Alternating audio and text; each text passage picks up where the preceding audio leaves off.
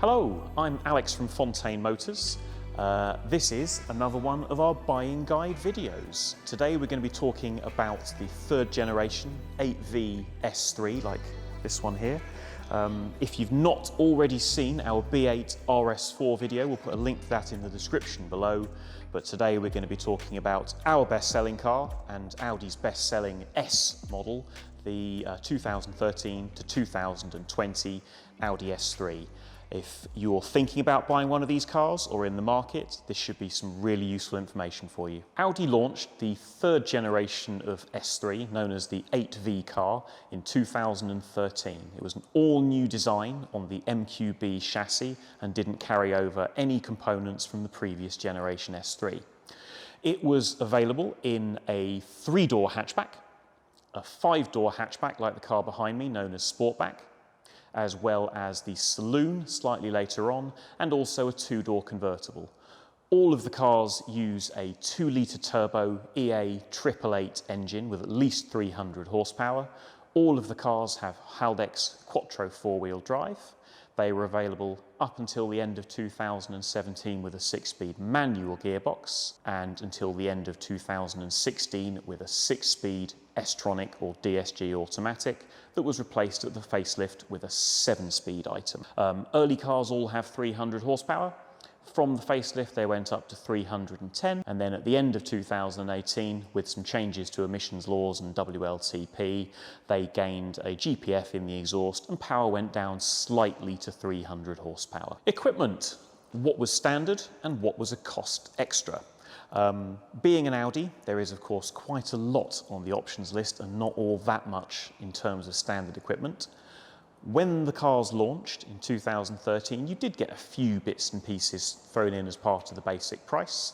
All cars got a leather interior, all cars got heated seats and xenon headlamps, but that was about the lot in terms of interesting features. Everything else was an optional extra.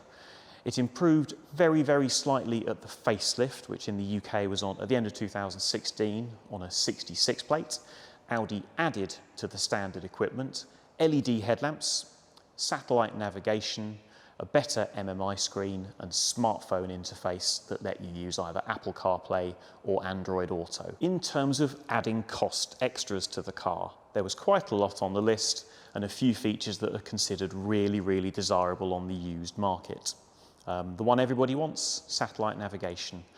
Cars before the facelift, no sat-nav as standard. You could add MMI satellite navigation. Some people call that SD card sat-nav.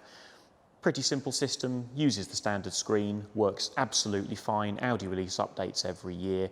Wasn't too expensive new. Can be added later on to a car that doesn't have it. Works just fine.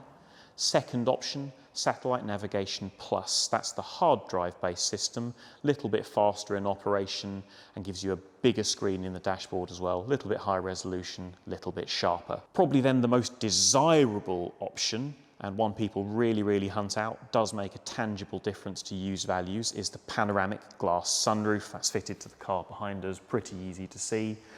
Covers about the first 50% of the roof. It's a tilt and slide sunroof, add lots of extra light into the cabin, totally worth having. Bang & Olufsen speaker upgrade, also a lot of people out there looking for that, much, much better than the standard setup. And talking of speakers, the standard setup, if all you want to do is listen to the radio, it's fine, it does the job.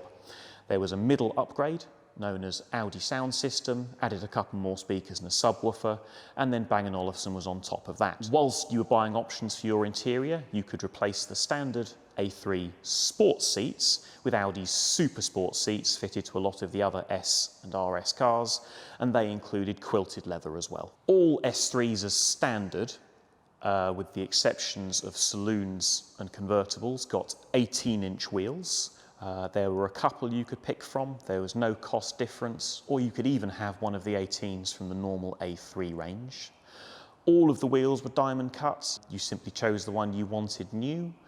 19s were available as an option on the hatchback cars. That always came with magnetic ride control, so if you see a car that's got 19-inch wheels as standard, that came with mag ride on an S3.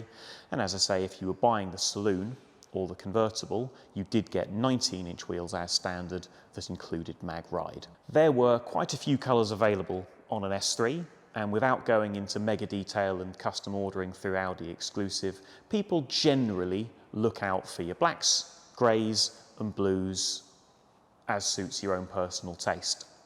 Really popular colours on S3s. Arrow blue behind me is a real standout one that people look for. Nardo grey, also extremely popular right now. But you can't go far wrong with any of your traditional Audi S colours: dark greys, dark blues and blacks. Interior colours were a little bit more limited. Before the facelift, almost all of the colours had a black interior. It's anthracite, it's a dark grey really. You could also have silver leather, sort of a creamy ivory kind of colour. Can look really good, needs a little bit more taken care of to keep it looking fantastic, but black made up probably more than 90% of sales. From the facelift at the end of 2016, Audi introduced a new colour interior, Rotor Grey, which is like a sort of a stone colour. Again, can look really nice as a contrast. Driving. In short, S3s make a lot of sense in the UK. It's not a huge country, it's not a huge car. It's big enough to be practical, but small enough that on A and B roads, it never feels too big, never feels too wide, never feels out of place. The amount of power they offer as well, I think, really works for this country. They're 300 odd horsepower, ample power to be lots of fun and feel like a fast car, but not so fast that you're being antisocial if you really want to open it up.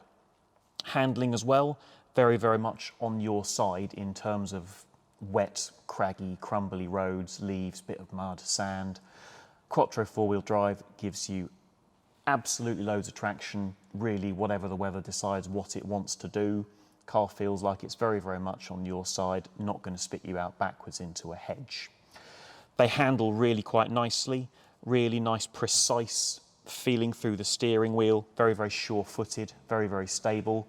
They won't go sideways unless you do something really very silly, but they're quite good fun cars to push down a B road. From a more sensible perspective, they're really very easy, painless things to live with. Fuel economy is actually pretty good for a performance car. They do ideally like super unleaded fuel, but you won't do any damage if you just use normal 95 RON. 35 miles per gallon is very easy. We even had plenty of customers report regularly seeing 40 or a little more on the motorway. They have a decent sized boot. They have back seats that grown-ups actually fit in. Absolutely loads of seat height adjustment, whether you're 5 foot nothing or 6 foot lots. It's a sensible, practical hatchback. One really nice feature that's proved very popular on the facelift cars is Virtual Cockpit. Virtual Cockpit replaces the two standard analog instruments with a large digital display. It doesn't give you any particular features you don't get without having Virtual Cockpit, but it is a really nice way of displaying data in front of you. It's quite widely customizable. You can have any combination you want of instruments, navigation display, entertainment, telephone, fuel economy, trip computer, option available on all facelift cars. So, what's good about S3s? They're popular, and that sounds a strange thing to say, but the nice thing about the cars being so desirable and so popular is that it's meant that their residual values are really strong. If you buy a nice S3 today, run it, enjoy it for a few years and sell it at the end, you get a really decent amount of your money back at sale or part exchange time. Even the earliest 2013 cars, unless they've been damaged or done astronomical mileage, they're still hovering around the mid-teens today. The running costs for a performance car are pretty sensible. The tyres are a very common size, the brakes are not exotic, service prices are pretty much exactly the same as any other four-wheel drive A3. Correctly maintained, reliability is actually really good with these cars. There are very few horror stories around. Expensive repairs are quite unusual. Even cars with higher mileage, we see them in for service and maintenance work, and generally they give the owners very little trouble. Bad stuff, and let's be honest, why you're watching this video. So if you've just skipped through to this point, shame on you, go back and watch the good bits first. The list of bad things on S3s is reassuringly short, and none of it is particularly painful. The two common mechanical things that an S3 may see at some point in its life, and if you do a little bit of Googling on this, you'll see as well that they can crop up. The thermostat housing. If you see that an S3 is a little bit low on coolant, or it looks like somebody's been topping it up quite often, or you see when driving your little low coolant light flashing on, the likelihood is that the thermostat housing, which is on the front of the engine block, has started to leak. It's very, very rare for the thermostat to fail or the water pump fail completely. It does start as a pretty small leak, and if it's kept in check and replaced when you notice the coolant getting low, there's no reason it will do any damage. It just needs replacing. The other common item that can go on an S3, or in fact on a lot of Haldex four-wheel drive cars, is the Haldex pump. The amount of torque the car sends to the rear axle is controlled by a clutch that runs on hydraulic pressure. That hydraulic pressure is generated by a pump, and the original pumps weren't of amazing quality.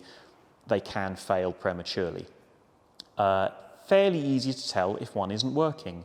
If you accelerate hard from a standing start and you notice that your traction control light is going mad and trying to hold the car back, the very, very likely candidate is the Haldex pump. If you do the same test with the traction control disabled, it will just spin the front wheels. One other item, and this doesn't apply to all S3s, really, it's just to cars with the combination of 19-inch wheels and magnetic ride dampers. This most commonly crops up as an item of conversation with saloons where those were both standard. Knocks from the rear suspension.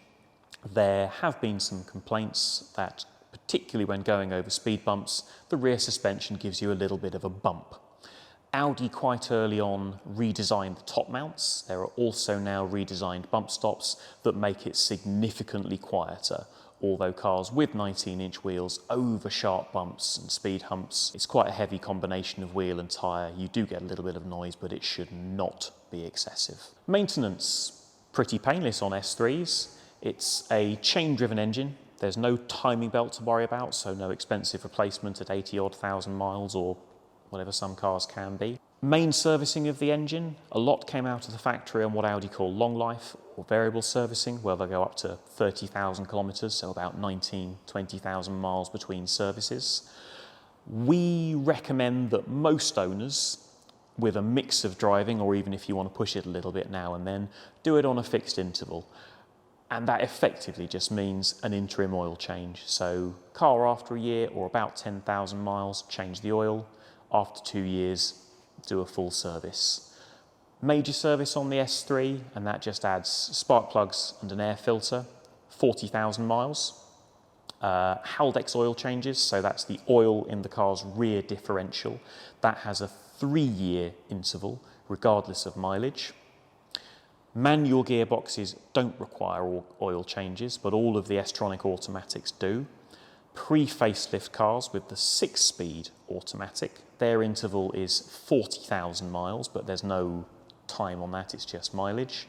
And facelift cars with the 7-speed S-tronic gearbox have a 75,000 mile interval for oil changes.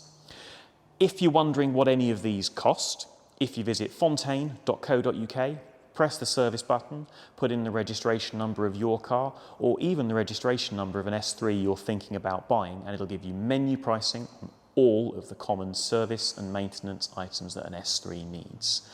We do all of our service work in-house. Manufacturer trained technicians live to the factory for the latest technical data and diagnostic. Your digital service schedule is updated when Fontain service your car, and we offer free courtesy vehicles.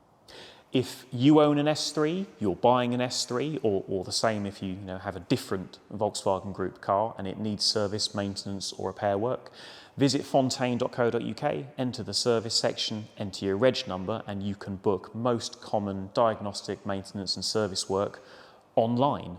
You can also give us a call, you can send us a message through the web, email us or DM us right here. If you found this video useful, or you think it might be useful for somebody you know, do give us a like, tag your mates, let us know what you'd like to see next.